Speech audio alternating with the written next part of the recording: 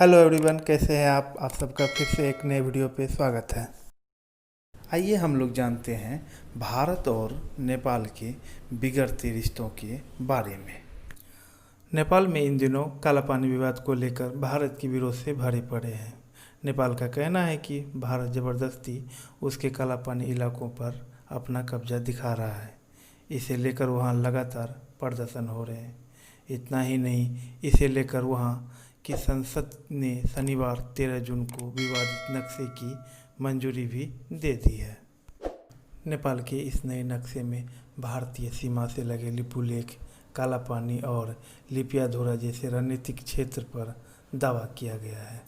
भारत और नेपाल के बीच रिश्तों में इसी वजह से काफ़ी तनाव भी दिख रहा है।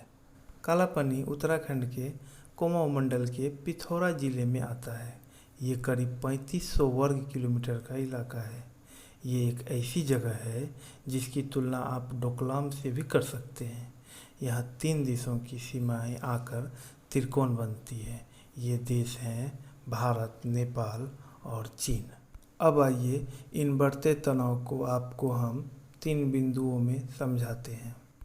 नेपाल का कहना है कि 1815 में हुई सुगोली संधि के तहत ये एरिया हमारा है, और भारत 1962 में जब भारत और चीन के बीच युद्ध हुआ था, तब से भारत ये इस एरिया को अपने कब्जे में रखा है।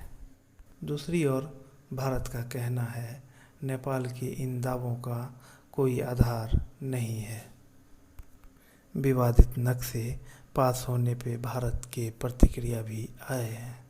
विदेश मंत्रालय की ओर से कहा गया है कि नेपाल का दावा ऐतिहासिक तथ्य या सबूतों पे आधारित नहीं है और इसका कोई मतलब भी नहीं होता है।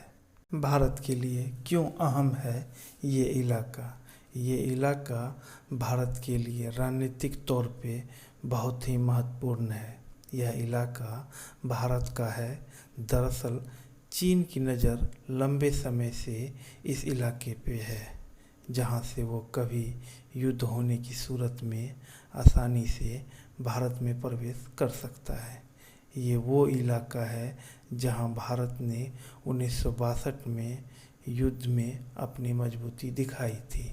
भारत को डर है अगर उसने ये इलाका नेपाल को दे दिया तो चीन इस क्षेत्र में आ जाएगा और नेपाल फिर से उसे हटा नहीं पाएगा।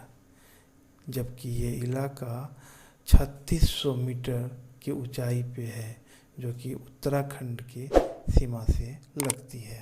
अगर आपको ये वीडियो पसंद आया तो ऐसे ही जानकारी के लिए इस चैनल को सब्सक्राइब करें, शेयर करें। Thank you.